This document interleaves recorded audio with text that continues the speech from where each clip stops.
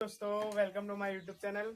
जैसा कि मैंने चैप्टर नंबर 1 एक्सरसाइज 1.1 और एक्सरसाइज 1.2 कंप्लीट करवा दी है और आज हम चैप्टर नंबर 2 जो हमारा बहुपद है, यूपी बोर्ड एग्जाम में यहाँ से भी बहुत क्वेश्चन पूछे जाते हैं, एमसीक्यू में क्वेश्चन पूछे जाते हैं, शॉर्ट में क्वेश्चन आते हैं। तो ये जो लेसन है आपका बहुपद यानी पॉलिनोमियल्स इंपॉर्टेंट लेसन है।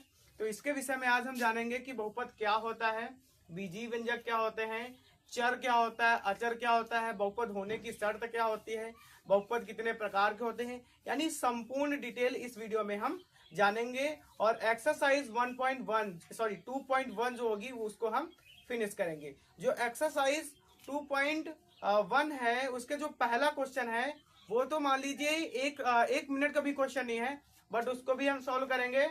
और एक्सरसाइज 2.1 है उसको हम दो पार्ट में कवर करेंगे। तो चलिए वीडियो की शुरुआत करते हैं। चैप्टर नंबर 2 बहुपद पॉलिनोमियल्स। तो बहुपद क्या होता है? बहुपद में होता है हमारा बीजीय व्यंजक। भाई बीजीय व्यंजक क्या होता है? बीजीय व्यंजक होता है चर पद और अचर पद को मिलाने से बहुपद बनता है। बहुपद बनता है यानी बीजीय व्यंजक होते हैं हमारे दो प्रकार के, पहला चर दूसरा अचर, और अचर और चर को मिला दो बहुपद बन गया। यानी बहुपद और बीजीय व्यंजक सेम ही होता है, करेक्ट। दूसरी चीज, अब चर पद क्या होते हैं? चर पद होते हैं इंग्लिश वर्णमाला में जितने भी अल्फाबेट होते हैं वो आपके एज अ चर का रोल निभाते हैं। जैसे X Y Z U T, आपने ए लिख दिया, बी लिख दिया, ये सारे आपके जो हैं ये क्या होते हैं? चर होते हैं। और गिनतियां जो होती हैं वो हमारी क्या होती है? अचर। जैसे 1 2 3 4 √5 √2 √7, ये सब क्या होते हैं? ये हमारे होते हैं अचर। इतना समझ में आया? इतना समझ में आता है तो आगे की शुरुआत करते हैं। आगे देखिए, आगे होता है बहुपद होने की शर्त। भाई बहुपद कब होगा? हर एक चीज की एक शर्त होती है कि ये अगर सवाल इक्वेशन है तो कैसे उसकी क्या शर्त है।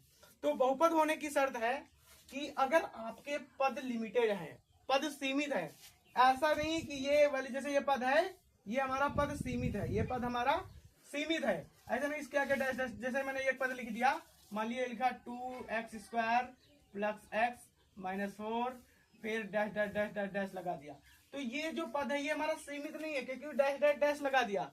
अगर पद सीमित नहीं है, अनलिमिटेड है, तो ये जो होगा ये बहुपद नहीं होगा। समझ में आया? अगर बहुपद होने की शर्त पहली क्या है कि पद आपके सीमित होने चाहिए, यानी लिमिटेड पद होने चाहिए।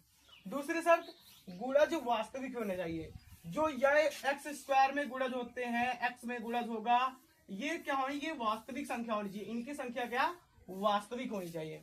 इतनी समझ में आनी? 1 2 3 4 5 6 जो भी हो वास्तविक संख्या होनी चाहिए, करेक्ट। और तीसरी चीज है आपकी घात पूर्ण संख्या होनी चाहिए। अब जैसे कि यहाँ पे मान लो एक हमारा पास दो बहुपद है, यहाँ पे दो बहुपद हैं। अब आपको बताना है कि ये बहुपद है कि ये बहुपद है, दो या दोनों बहुपद है कि नहीं। देखिए यहाँ पे लिखा है 3x² + x - 4। देखो यहाँ पे जो है x, पहले तो देखो पद सीमित है भैया, पद सीमित है, पहली शर्त पूर्ण। दूसरी गुणज वास्तविक है, गुणज वास्तविक है, दूसरी शर्त पूर्ण। तीसरी घात पूर्ण संख्या है, घात पूर्ण संख्या है x², भैया तीसरी शर्त, यानी ये हमारा बहुपद है। 3 शर्तें पूरी, बहुपद है। अब नेक्स्ट एग्जांपल, यहाँ पे भाई ठीक है, यहाँ पे x² पद सीमित है, पद सीमित है, ठीक है। गुणज वास्तविक, गुणज 5 3 वास्तविक है। फिर घात पूर्ण संख्या, घात क्या पूर्ण संख्या है? यहाँ पे 2 है, यहाँ पे 1/2 पूर्ण संख्या है, 1/2 पूर्ण संख्या होती है, नेवर। तो ये हमारा तीसरी शर्त लागू नहीं होती है, अर्थात ये हमारा बहुपद नहीं है, ठीक है। आगे आते हैं। आगे लिखा है बहुपद की घात। बहुपद कितने, बहुपद कौन कौन से घात के होते हैं? देखिए, अगर बहुपद पर शून्य घात है, यानी अगर ऐसा लिखा है 5 - 3, देखो यहाँ पे जो जितने भी अचर पद के बहुपद होंगे यहाँ पे शून्य घात, घात शून्य, घात नहीं होती है इनके ऊपर भाई, घात नहीं होती है ना। तो ये जितने भी अचर पद होते हैं वो सारे क्या होते हैं? शून्य घात के होते हैं। तीसरा एक घात।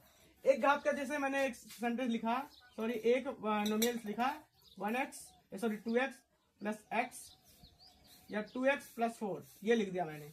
भाई देखो यहाँ पे x के ऊपर कितनी घात है? एक है, और ये हमारा क्या है? ये रैखिक बहुपद है। अगर बहुपद के ऊपर x² अचर पद पर अगर मैक्सिमम घात 1 होती है, चर पद पर अगर मैक्सिमम घात 1 होते हैं तो वो आपका रैखिक बहुपद कहलाएगा। करेक्ट। आपका तीसरा है दो घात। अगर बहुपद के ऊपर दो घात होगी, मान लो यहाँ पे ऐसे लिख दिया होगा, दो घात होगी तो वो आपका द्विघात बहुपद होगा। तीसरा, अगर तीन घात होगी तो त्रिघात, यानी बहुपद की घात आपकी कंफर्म हो गई, या तो शून्य घात होगी, या तो एक होगी, या तो दो होगी, या तो तीन होगी। इतना समझ में आया। नेक्स्ट क्या है, बहुपद के प्रकार। बहुपद कितने प्रकार के होते हैं भाई? आपको बहुपद रैखिक बहुपद मिल सकता है, द्विघात बहुपद मिल सकता है, त्रिघात बहुपद मिल सकता है और चतुर्घात बहुपद मिल सकता है। अगर बहुपद की मैक्सिमम घात यानी चर की मैक्सिमम घात 1 है तो रैखिक बहुपद, अगर चर की मैक्सिमम घात 2 है तो द्विघात बहुपद, और चर पद की अगर मैक्सिमम घात 3 है तो त्रिघात बहुपद, और चर पद की मैक्सिमम घात अगर 4 है तो चतुर्घात बहुपद। इतना समझ में आया। और यहीं पर एक इंपॉर्टेंट टॉपिक है हमारा कि भाई शून्य क्या होता है, आएगा भाई, पूछा जाएगा शून्य क्या होता है। 2.1 की एक्सरसाइज में है शून्य क्या होता है, शून्य निकालने को कहेगा।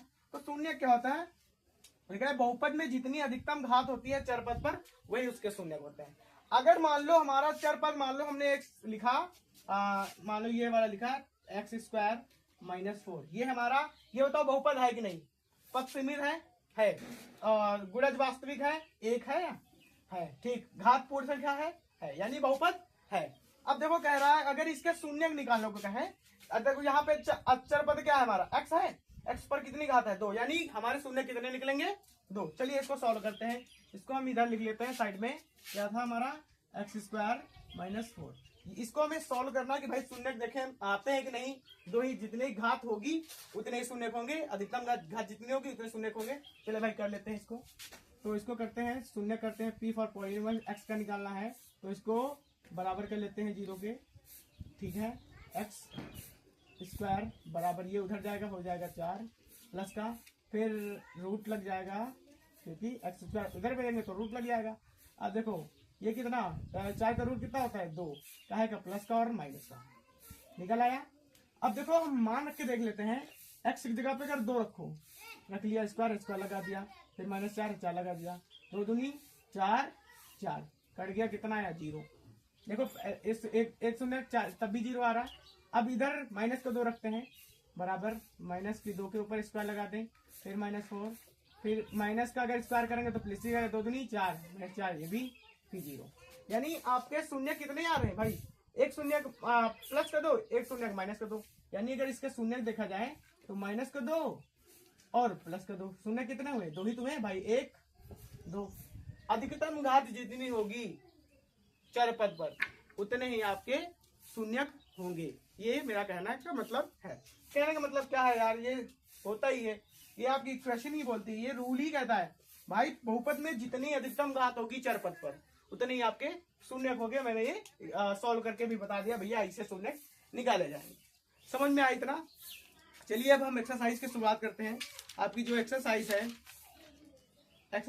2.1, ये देख लीजिए 2.1 एक्सरसाइज है, देख लीजिए 2.1 ये एक्सरसाइज है। ये 2.1 एक्सरसाइज, इसका एक सवाल, 2 सवाल, 3 सवाल है, जिसको हम 2 पार्ट में कवर कर देंगे। तो पहला सवाल हमारा क्या है, देखिए पहला सवाल कि किसी बहुपद, यानी हमें ये बताना है, इसमें ग्राफ लिखे हुए हैं, इसमें ये बताना है कि शून्यकों की संख्या कितनी होगी। बस ये जो ग्राफ बने हुए हैं इसमें शून्यकों की संख्या बतानी है। चलिए भैया ग्राफ बना लेते हैं, इरेज करते हैं इसको, थोड़ा सा इसको इरेज करते हैं।